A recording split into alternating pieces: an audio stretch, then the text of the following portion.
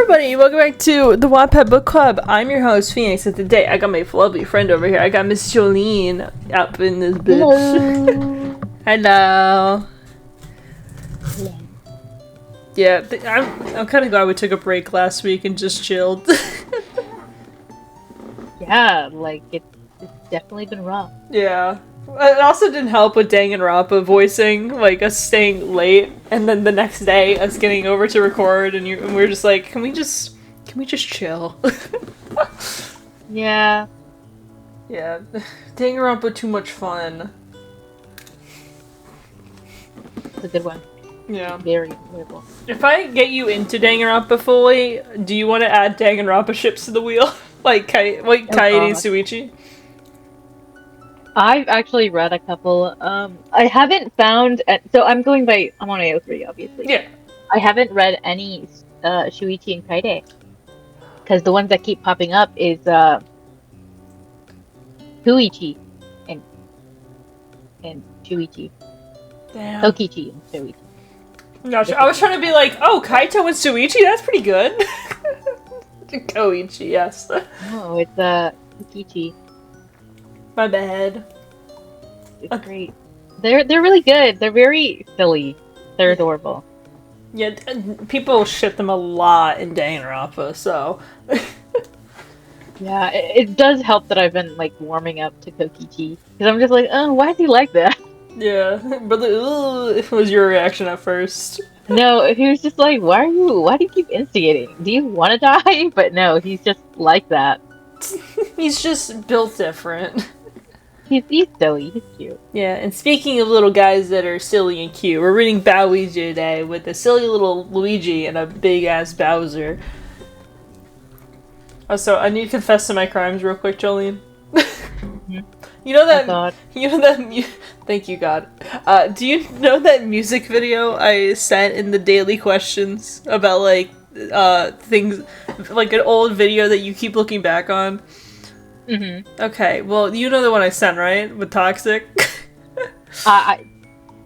You know what? I didn't even look at the video it was. I just know you sent a video. Okay, well, it was the fucking... Is it the one? Is it the one with Mr. L? It's Mr. L and X Daisy with Toxic in the background. You know, that's iconic. Yes, and then while in the car, I'm listening to 2010 to 2017 throwbacks, and Toxic comes on, and I immediately thought of that video again. I shall atone for my sins. Also, that's so much fun because like Luigi and Daisy are gonna be in this chapter arc thing right now, so it's very Mr. fitting. L is not in. Don't worry. I wish. I'll pretend. Alright, chapter 32, Suede Heart. Let me find my coin. I just had it. I found it. Your coin. Yeah. You think I can sell this quarter for like $1 because it's been in so many Wattpad book club readings? Who's gonna buy a quarter? I don't know, they'd be like, this is- oh shit, I dropped it. This is the iconic quarter that was in the Wattpad book club readings that would be flipped. We didn't even see the quarter. I see the quarter, so I know- I can sell it. I've never seen a quarter. Did you say you've never seen a quarter, or just this one? I've never seen the quarter. Okay. When we finish this recording, do you want me to turn on camera and show you the quarter?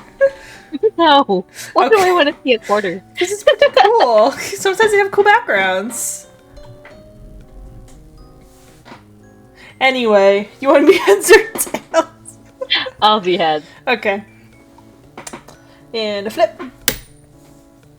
It landed in my lap. Okay. What? Is it on head? It landed on tail? heads. Gotcha. Love it. Damn it. I was like, damn, Joline, you give me head. My bad. Okay. Luigi tossed and turned in bed, his mind restless with thoughts swirling like a tempest.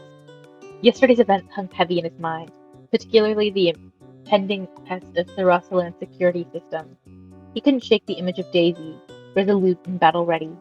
The security measures that they were about to face undoubtedly would undoubtedly be intense, and it gnawed at his nerves. Questions flooded his mind, each a weight dragging him deeper into the mire of uncertainty. Were Bowser and Junior all right? King Totometsu's intimidating presence left Luigi uneasy, especially considering how it seemed to unnerve even the Koopas. It didn't seem fair that they had faced countless trials, from chaos in Kong Country to the efforts to reconcile in the Snow Kingdom and now Sarasaland. Shouldn't their efforts count for something? What frustrated him most was the missed opportunity to connect with Bowser and Junior. Despite the King's unexpected display of respect towards Daisy, he had brushed them off without a second thought, denying Luigi the chance to speak to them. It felt like Sarasaland was stuck in the past, refusing to acknowledge the strides they'd made towards peace. Feeling suffocated by his thoughts, Luigi pulled a pillow over his face and let out a frustrated yell, a release of pent-up tension that had been building within him. The human let go of his pillow and stretched across his bed. He knew there was a conflict between Daisy and Bowser, and he would give her the benefit of the doubt if it weren't for the fact that the latter had gone through hell and back to redeem himself. There had to be a way to see Bowser. King Totometsu wouldn't be constantly looming over him, right? After all, he has a kingdom to run. Maybe after today, he could sneak into the camp to check up on them. Luigi's mind raced with the possibility of sneaking into camp to see Bowser and Junior. He knew it was risky, but the thought of being able to spend time with them without Daisy's interference was enticing. It might be his only option since she was adamantly proud of her act. Lou? Oh crap, it was morning already. Mario knocked at the door of his room. Luigi groaned and sat up. He was not looking forward to today. Nevertheless, the slightly heartbroken man crawled out of bed. Yeah, I'm up, he replied. He heard his brother's retreating steps as he sat in bed. Let's get this over with, Luigi thought, after testing security, whether allowed or not, seeing his family. When Daisy said to test the security system, they thought she meant to make sure the alarms worked or that the shields around the Power Star were strong enough, not run through a hallway full of deadly traps. Mario and Luigi found themselves trapped in a corridor filled with deadly traps, their hearts pounding as they dodged swinging blades and leaped over pitfalls filled with spikes. Daisy's idea of testing the security system certainly differed from theirs. We gotta make it through this, Luigi, Mario shouted over the cacophony of traps. I'm trying, bro, but this is insane, Luigi yelled back, narrowly avoided a jet flame shooting from the wall. As they cleared each section, the traps seemed to grow more treacherous, as if the castle itself was determined to keep them from reaching their goal. They couldn't even see the Power Star where the Power Star was being held. Anxious to get out of there, they continued to avoid the pits and axes, ducking into cracks in the walls to avoid fireballs. With sweat beading on their brows, they pushed through the swinging pendulum, leaped over bottomless pits, and dodged rolling boulders with expert precision. But they progressed deeper into the heart of the castle. A sense of foreboding crept over them. Their thoughts were interrupted by a distant sound of gears turning and mechanisms whirring to life. The ground beneath them began to tremble. They exchanged a worried glance before steeling themselves for whatever came next.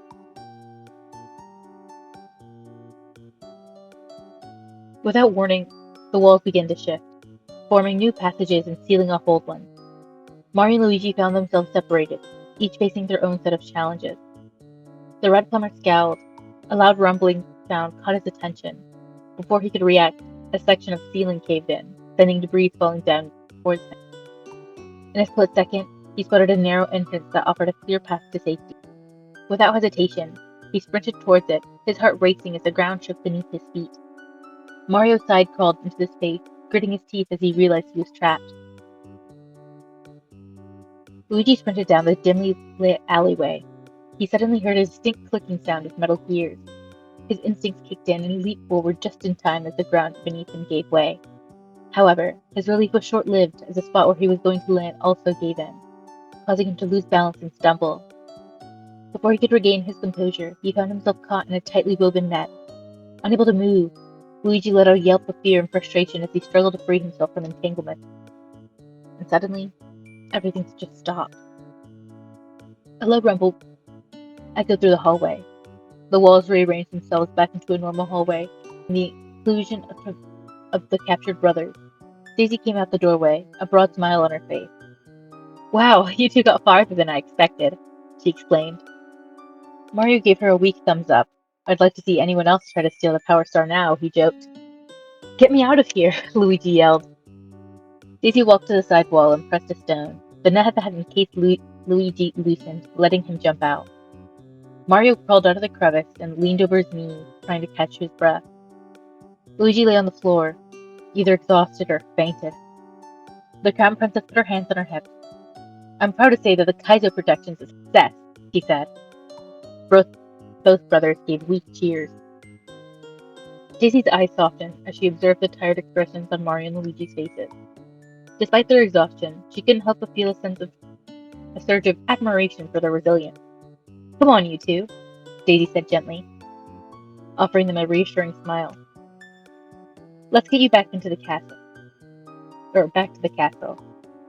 With Daisy's encouragement, Mario managed to pull himself upright, albeit with some effort. He slung her arm around Luigi, who was still lying on the floor, and helped him stand.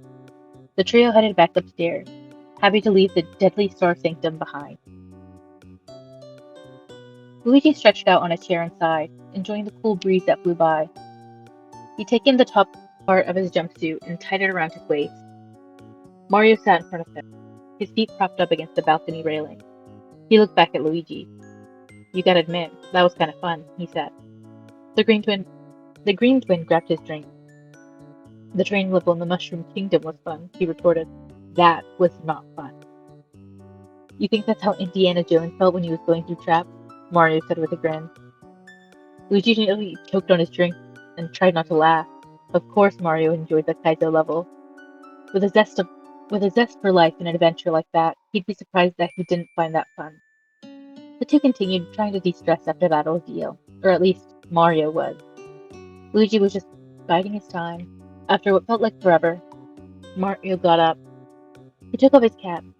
I'm gonna walk around the castle for a little bit. Daisy said there's a pool around here somewhere, he said. Alright, Luigi replied, standing up. I think I'm gonna go walk around the market. Mario nodded. Nice, I'll see you later. Once Mario disappeared, Luigi wasted no time. With practiced ease, he vaulted over the balcony railing onto the neighboring rooftop. He ran across the building, avoiding the bustling streets below. Soon, citizens' voices dwindled into nothingness as he approached the more worn side of the city. The familiar sight of Bowser's airship grew closer, bringing a smile to his face. Luigi climbed down a building and walked through the empty streets.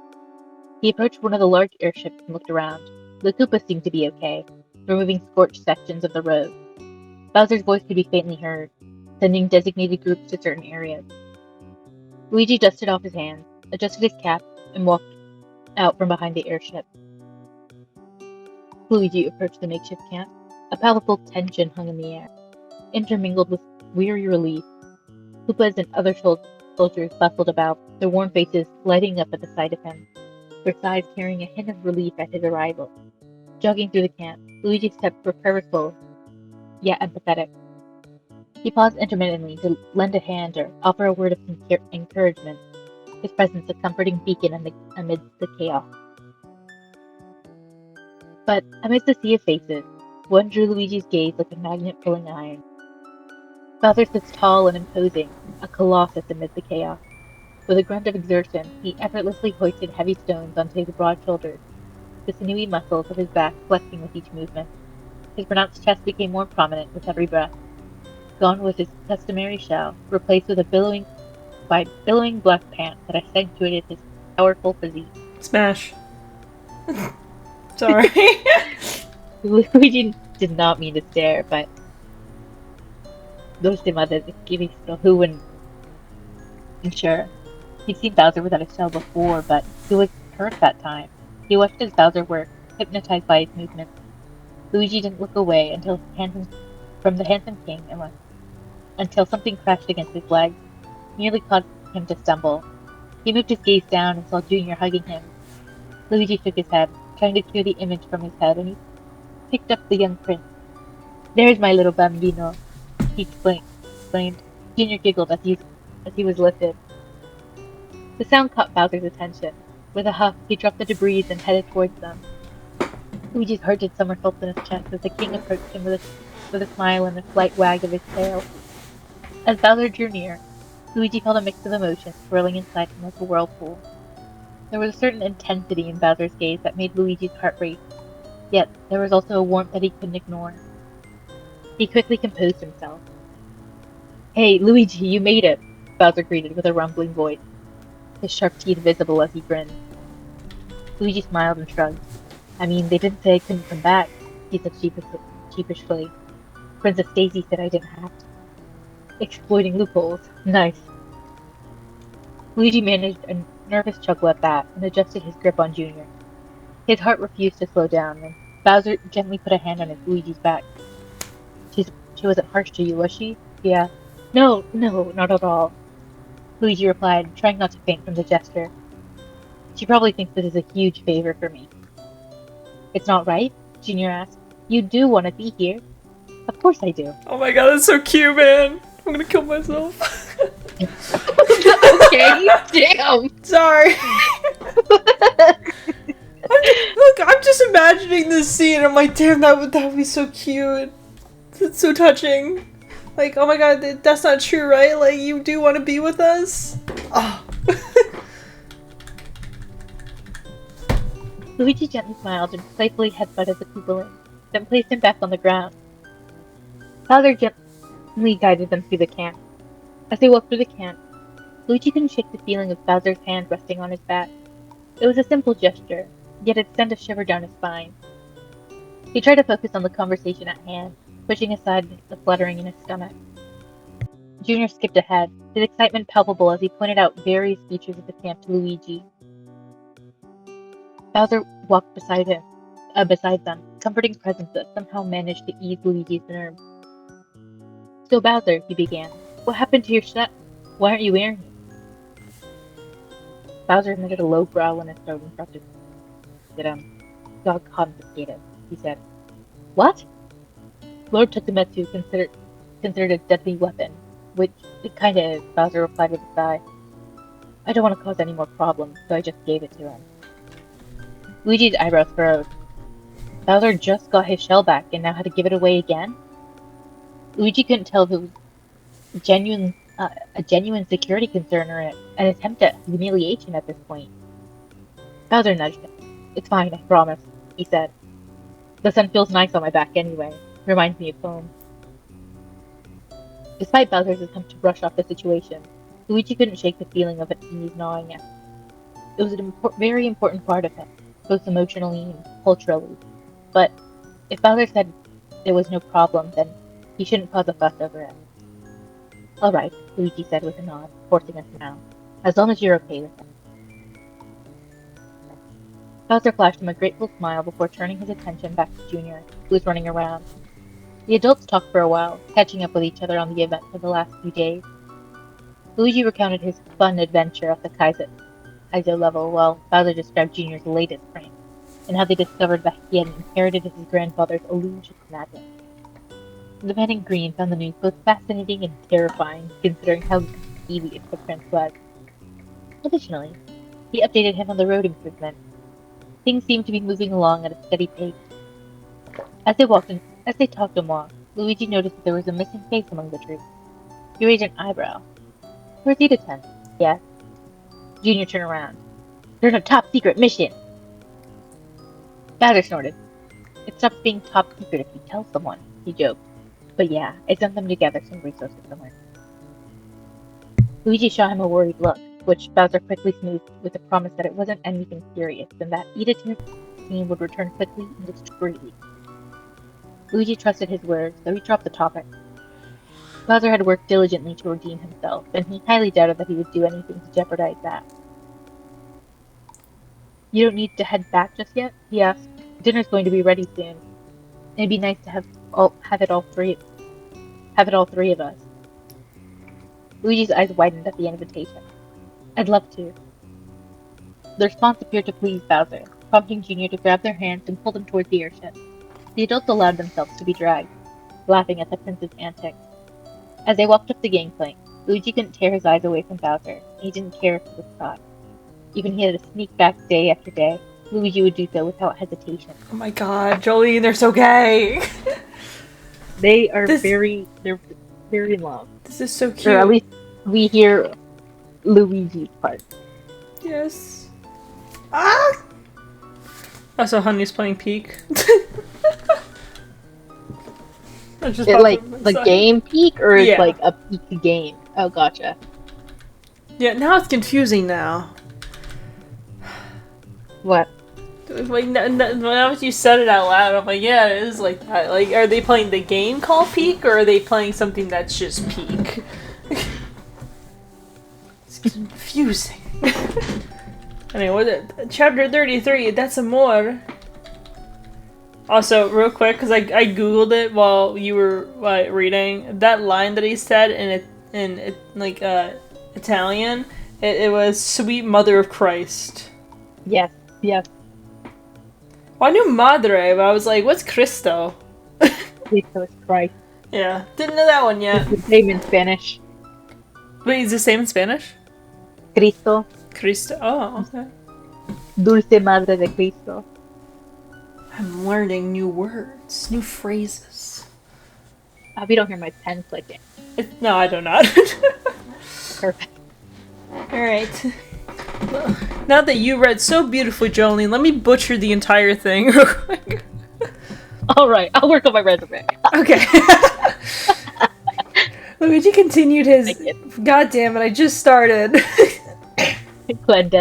Clandestine visits to Bowser over the next 2 days. Oh, I thought I was gonna read them having a dinner scene.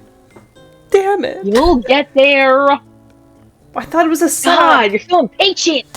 But they just said they were gonna have dinner together. What do you mean I'm being literally impatient? On your computer screen? Look at the bottom of your screen. Oh, I am impatient. Okay. You are impatient. Jesus. How can you see my computer screen? Because I'm there. I'm literally in your wall. You could have told me. We could have gambled together today. I didn't want to gamble. But gambling's fun. I got enough on the line. Yeah, I guess you're right. Slipping away from his brother when his brother was occupied or under the cloak of night, he took great care to remain discreet, adhering to Daisy's orders, quote-unquote, and his efforts seemed to go unnoticed by everyone, except for his brother. Mario could sense that something was afoot from a mile away. Actually, he's been aware of Luigi's change in demeanor for a while now. This recent sneaking around has solidified his suspicions. Mario guided Luigi back to their room under the promise of treating his brother to lunch and a card game, which was true. He just omitted the interrogation part. Interrogation. Did I not say? Oh, interrogation. Yeah, it's fine. Luigi walked into the room and made a beeline for the prepared spread laid out for them. Mario was grateful for the cook's help because he wouldn't have been able to make this much food on his own. Is that fresh mozzarella? Luigi asked, shaking him from his thoughts. The scheming brother quickly grabbed the plate, fighting for his life to hide the smirk trying to surface on his face. Mario nodded. You couldn't have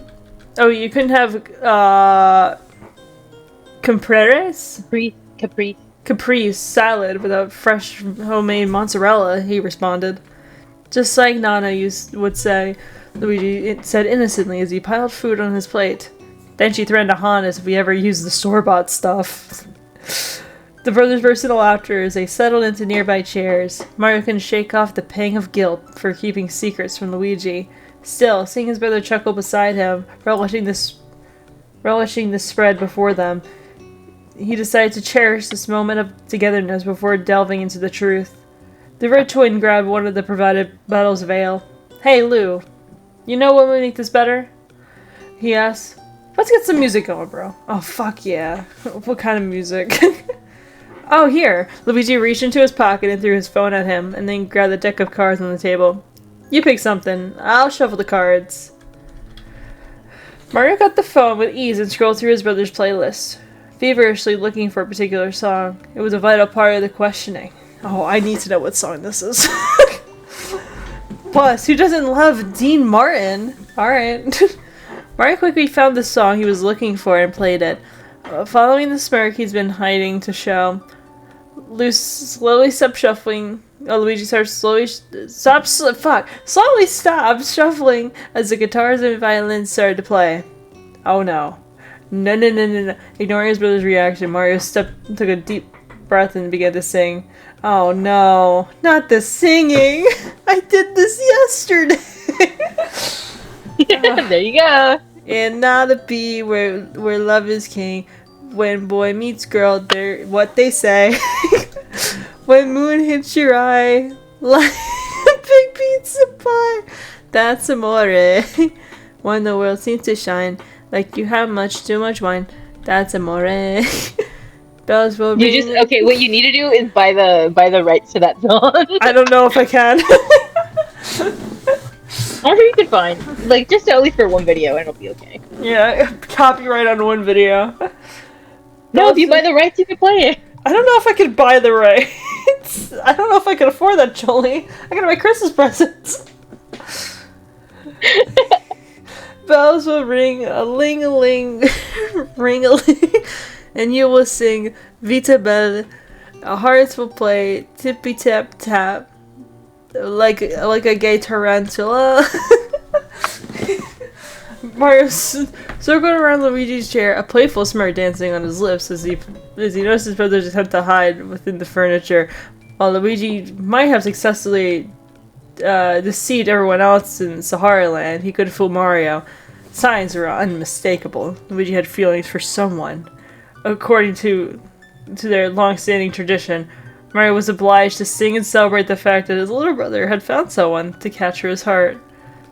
Please stop, Luigi begged. The older brother shook his head, a smile playing in the corners of his lips as he continued to dance and sing. He pretended to use the bottle in his hands as a microphone, his voice carrying the tune effortlessly, unlike what I did earlier. As Mario burst into another verse, Luigi couldn't contain himself. He curled into himself, a strange sound escaping him, somewhere between laughter and a sob. He was determined to tease his brother relentlessly until he spilled the beans about his secret crush. After all, what were brothers for if not to embarrass each other in the most loving way possible? Finally, after what seemed like a torturous eternity, Mario sang the last verse, purposely prolonging the high note. Luigi glared at him. Are you done? Yes. With a dramatic flair, Mario settled into his seat, deftly uncorking the bottle. He poured the wine into both of his glass and Luigi's with practice ease. Next time you're planning a sneaky getaway, he teased, wiggling his eyebrows suggestively. Maybe try a new tactic, huh? My method seems to be a bit too obvious. Luigi accepted his glass from Mario, but avoided meeting his brother's eyes. This wasn't exactly what he had in mind when Mario suggested they hang out, and the jab at his sneaky skills felt unnecessary, adding a tinge of discomfort to the moment. His brother laughed at the silence. You mean caught red-handed, so spill. How are you gonna look this man in the eyes and be like, yeah, you know that turtle? Big Koopa guy? Yeah. You know the guy that, tried to kill me at the beginning of this fanfiction? You know the guy who kidnapped me? Yeah, and that, tortured an entire kingdom for generations, and Peach really hates... Look, he's not even that bad. He didn't torture a kingdom for generations. He tried, according to this, he tried to make peace. Yeah. Yeah, you know that guy? Yeah, I like him. Yeah, desperately in love with him. Yeah. The green twink could feel his face reddening, so he covered it with his glass. Did you say the green twink? I said twin! I said like you said twink, and I was like, I literally had to pause. No. I said twin. Did you say so? I was there. I don't know what you're talking about. Lou, I figured you out. Someone caught your eye. Luigi froze at his brother's words. That was ludicrous. He's not. Well, no. He and Bowser were friends. Just friends. So what if the thought of that Bowser was handsome for a non-human creature crossed his mind? That was in a complimentary way. complimenting way. He gets happy and excited to see him because, again, he is his closest friend in this strange world. During his silence, Luigi could feel his brother's stare drilling into him, his older brother casually plucking an olive from his plate. Come on, bro. You know I'm right. How do you know, huh? What's your proof? Luigi stammered, his voice straining with anxiety. The regret was instantaneous. Mario flicked his toothpick onto the table and stood upright, his hands clapping together. Luigi slouched in his seat, feeling the weight of Mario's scrutiny, and pulled his cap over his reddening face. For starters, Mario began, his tone measured. Like I said earlier, you've been sneaking around, disappearing to who knows where, and coming back all giddy and stuff. The younger twin narrowed his eyes. That doesn't mean— Shh! I have more proof, Mario said. You've been bringing food and gifts to whoever you've been seeing, and I know for a fact that that's your love language. Shit. Aww. He got him. The comment hit Luigi like a ton of bricks. I was trying to cheer up Bowser. He was really hurt after his fight with Rule, he thought. Plus, he just wanted to make sure he was eating properly while he was recovering. Although, Luigi admitted, I did go out of my way and help him visit the fortress to feel better. And I even spent 2 sleepless nights fixing my phone to play music for him. Yeah. Love. Mario used his nublets to count. Sneaking around. Gift giving. The fact that your face is so red while we're having this conversation. It's the alcohol. His brother threw his head back and laughed. You barely drank. And we both know that you have a liver of steel. Okay, I honestly thought that Luigi would have like a no tolerance to alcohol kind of thing. But I don't know. My personal headcanon. No matter how hard Luigi tried to brush it off, his brother's words struck a chord. He squirmed in his seat. The weight of Mario's observations pressed down on him. He hadn't meant for his actions to be seen in that light, but now, confronted by Mario's insight, he couldn't deny the truth of it. It's not like that, Mario, Luigi protested weakly, but even he could hear the lack of conviction in his voice. He heard the spot between his eyes as more proof surfaced in his mind. Junior had called him Dad a few times, possibly under the impression that Luigi was already dating Bowser. This is so cute. The way he's so comfortable around Bowser and always yearning for his company. The intense butterflies he got in his stomach whether he looked at him. Luigi sighed, running a hand through his hair in defeat. He hasn't meant to develop feelings for Bowser. It started as this simple act of kindness, a gesture of goodwill towards someone who has been hurting. But somewhere on the line, his feelings had become muddled, tangled up in a mess of emotion he couldn't quite fix. A soft thunk snapped him out of his thoughts. Looking up, Luigi noticed Mario's eyes soften, the mischievous smirk replaced by a genuine concern as he set his plate down. Hey, you okay? Luigi sighed heavily. I don't know, he admitted. I'm just really confused right now. Are you afraid they won't feel the same? A little bit, Luigi replied, feeling vulnerable. Please, I need you to tell this man that it's bad. I need to hear his reaction.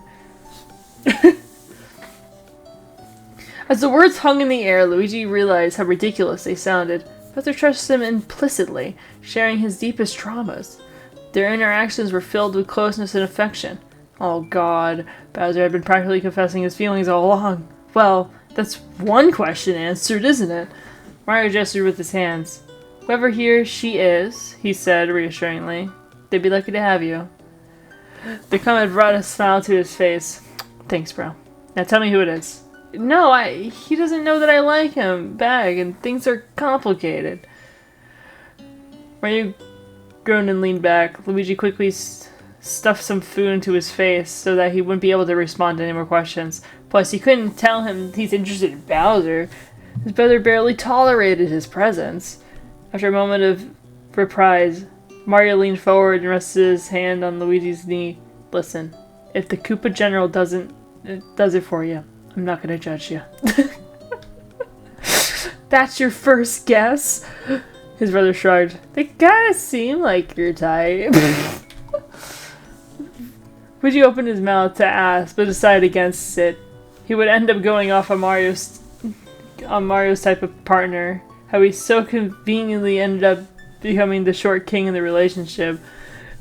The green twin refilled his glass. I'm not telling you. Mario narrowed his eyes. It isn't DK, right? If so, come on, you can do better. Mario, DK has a girlfriend. God, this guy's stupid. This is how I feel with Suichi and danging up a V3 with the shit that he does. And I'm like, dude, breathe. Where he, like, remembers. Yeah, I'm like, dude, read the fucking room. Why is his second guess someone that is actively in a relationship? He's a silly guy. He's so stupid, and I love him so much, but oh my god. Luigi was seriously considered walking on this conversation. He was not prepared at all to tell his brother that he had fallen in love with a 9-foot-tall dragon turtle with a dad bod and a mullet. That's a good way of describing Bowser. For God's sake, he found him so attractive, his brain short-circuited sometimes. He took a deep breath, trying to steady his nerves, and Mario continued to speculate about his mysterious crush. The idea of revealing his feelings for Bowser, especially to Mario, felt daunting. He knew his brother well enough to anticipate his reaction, and the thought of facing potential judgment or disbelief made his stomach turn. Maybe the genuine reaction, he's only realizing this now, was because of Bowser's previous marriage. Had he recovered from his wife's abuse? No. 10 years was a long time, but wasn't enough to mend the wounds that she gouged on him? Sighing heavily, Luigi fiddled with his hat, his thoughts consumed by worry and doubt. What if Bowser hadn't fully recovered from the ordeal? What if his past experiences prevented him from opening up to someone new? Someone like Luigi? The weight of uncertainty pressed down on Luigi's shoulders, threatening to suffocate him with a crushing force. He wanted nothing more than to reach out to Bowser, to offer him the love and support that he deserved. But the fear of rejection loomed large in his mind. Lost in the thoughts, Luigi barely noticed Mario's concerned gaze until his brother spoke up, breaking the silence that hung heavy between them. Fine, you don't have to tell me now, he said, but when you're ready, please do. Luigi sighed in relief, then lightly laughed as he brought his knees to his chest. Why are you so excited about this? Mario tilted his head and thought, this little ritual has been done at least 3 times in the past.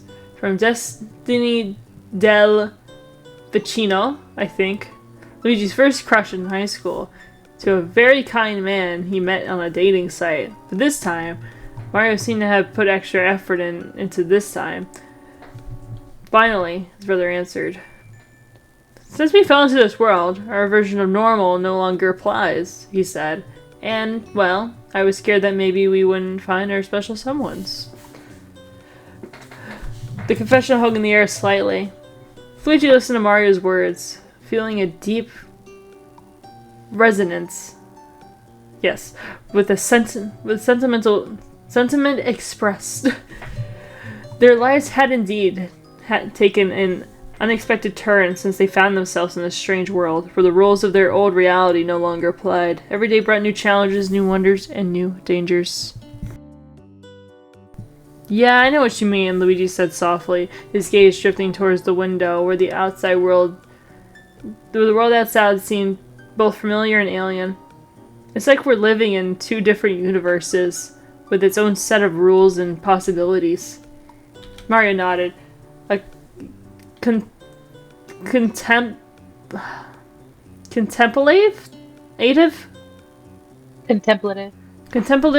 expression crossed his features. Exactly, he said, bolting up from his seat. And despite all that, you fell in love. You found love in the oddest place we've ever been to, even after everything we've been through. So, when things aren't complicated, just tell him how you feel, okay?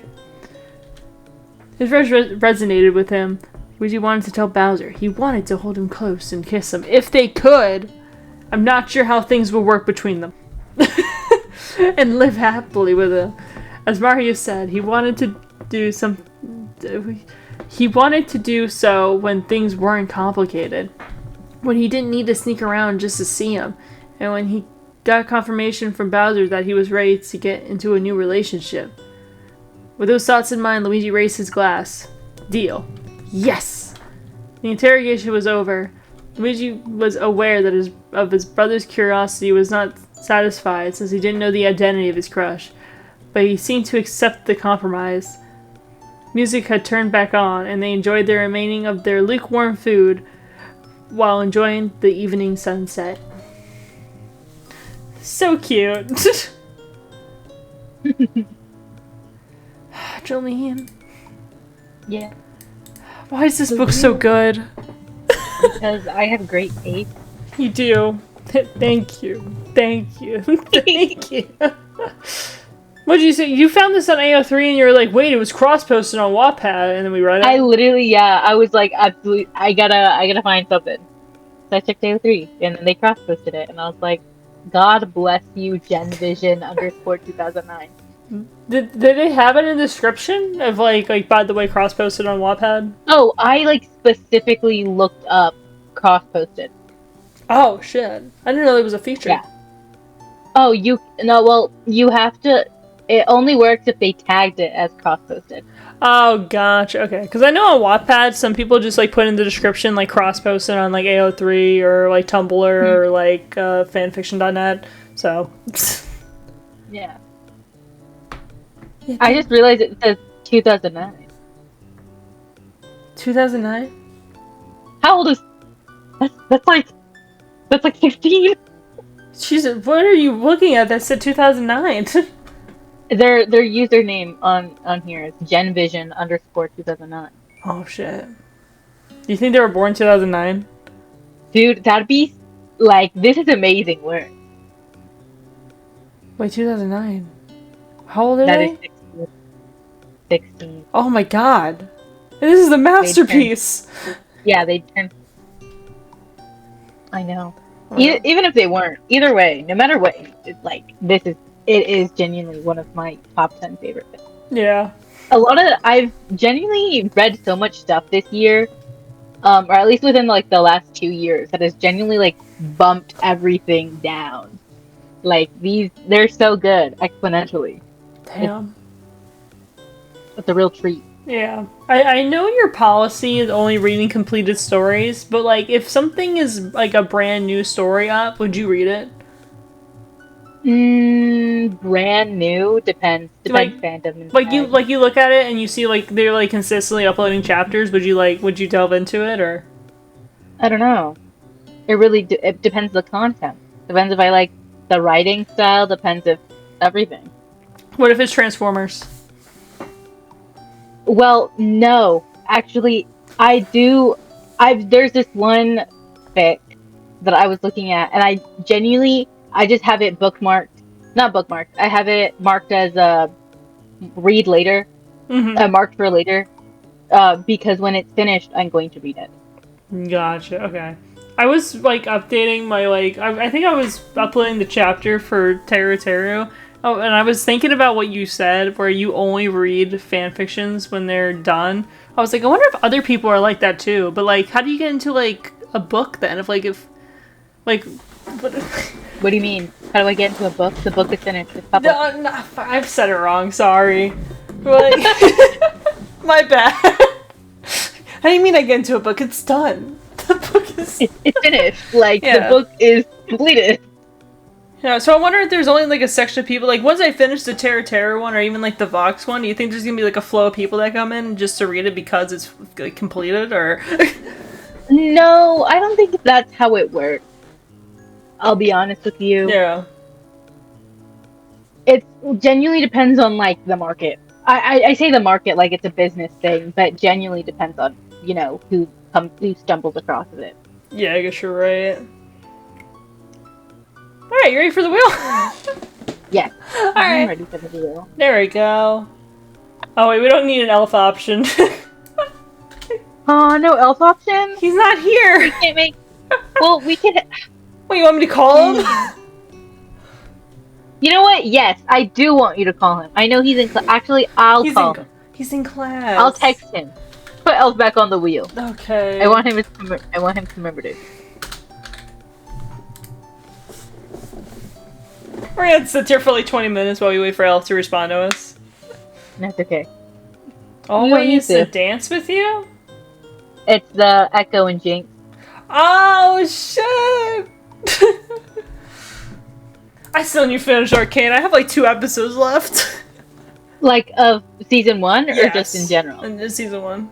Spooky. I know. Literally, I was at a minute drought trying to get you to watch it, and now the only reason you're watching is because of Weirdo, and I'm honestly a little jealous of that power, but... Yeah, it's okay. Dude, I got them into Mr. Puzzles. That's the kind of influence I have now. I pray for Lego every day. Lego is fine. Lego... He's great.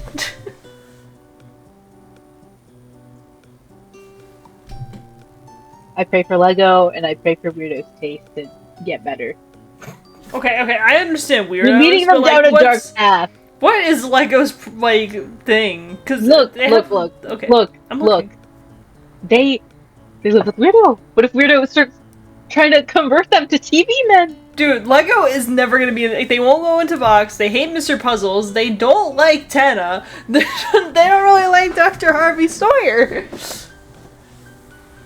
Harvey Sawyer. I don't remember that one. Poppy Playtime, Chapter 4. Oh, like, okay, gotcha. Yeah, with the fucking metal grippers out. Yeah. I don't know enough to catch that one. It's okay. Honestly, I'm thinking out a bit, but I don't.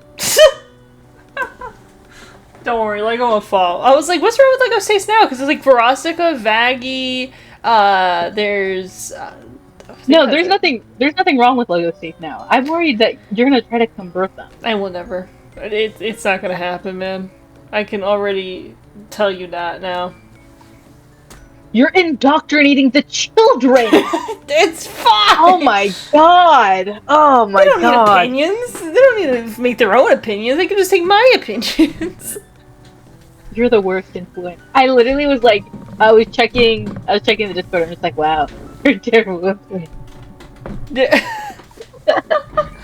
Dude, they don't like any, like, pretty much, like, almost all of my favorites, like, men that I sim for, Weirdo hates, except for Puzzles. That is literally the only one. I feel like out of all of them, that's the most questionable one. Yeah. Like, I think that is genuinely the worst one. Dude, they looked at Sanji and said he was gross looking. I was there! Yeah. And I still can't believe it. That's crazy. God, and then we threw Law and they're like, no. And I'm just like, are you fucking kidding? Oh my god. I'm like, why? And then we show Luffy. The disaster. It was, dang. Yeah. And then they said that, and then Weirdo thinks they'd be a landlord. No. Yeah, that's right. Landlord. I was like, no. You've fallen. It's time to kill her. No, whoa. That's a baby. We can still save her. But she's already gone the ways of the landlord. It's over. Look. I'm looking. We may not be able to save her from Mr. Puzzle. Okay. But we can guide her away from being a landlord. This is an interesting conversation. We can't save her from the dark path. Liking Mr. Puzzles, but we can guide her away from being a landlord. I'm putting that in the quote folder when we're done here, man. Hey, fuck you. Oh, God. Yeah, I love our profiles. Yours is so cute. I love Kaede. She's great. And then you have that creature. Hey, be nice. Hey. Be nice. I'm finding it. It take you that long to find it. It does. He's just like a little guy. Leave him alone. He's gone through enough. Dude, how did he... Actually, let me Google it. Yeah, what's up? How does Haru die? Wow, I can't believe you. Hey, at least this guy has... You know, good on you, Monokuma. Never thought I'd say that.